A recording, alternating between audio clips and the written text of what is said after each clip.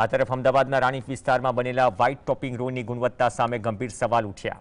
ગત ઓગસ્ટ મહિનામાં વિજય ઇન્ફ્રાકોન નામના કોન્ટ્રાક્ટર દ્વારા 3.5 થી 4 કરોડના ખર્ચે 1200 મીટરનો રોડ બનાવવાની કામગીરી થઈ, પરંતુ રોડ બન્યા બાદ ગણતરીના સમયમાં જ કપચી ઉખડવા માંડતા તંત્રની કામગીરી પર સવાલ ઉઠ્યા।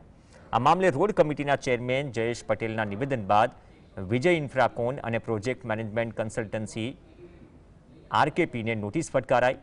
કોન્ટ્રાક્ટરને પોતાના ખર્ચે રોડનું સમારકામ કરવાની સૂચના અપાઈ છે, જ્યારે રોડ બનાવતી વખતે કરાયેલું બેરિકેટિંગ પણ હટાવી દેવાયું હતું। 1 વર્ષની સમય મર્યાદા આપવામાં આવી હોવા છતાં આટલી વહેલી તકે રોડની હાલત બિસ્માર થતાં લોકોના ટેક્સના પૈસાનો દુરુપયોગ થયાનું સ્પષ્ટપણે દેખાઈ રહ્યું છે। આ કિસ્સો શહેરમાં ચાલતા વિકાસ કાર્યોની ગુણવત્તા પર ફરી એક વખત ગંભીર સવાલ ઊભા કરે છે। શું તંત્ર આવી બેદરકારી બદલ કડક પગલાં લેશે કે પછી લોકોએ નબળી ગુણવત્તાવાળા રસ્તા પર જ મુસાફરી કરવી પડશે? બેરિકેડ હટાવીને 12 દિવસમાં આપણો અવર જવર રોડ ઉપર ચાલુ કરેલ હતી।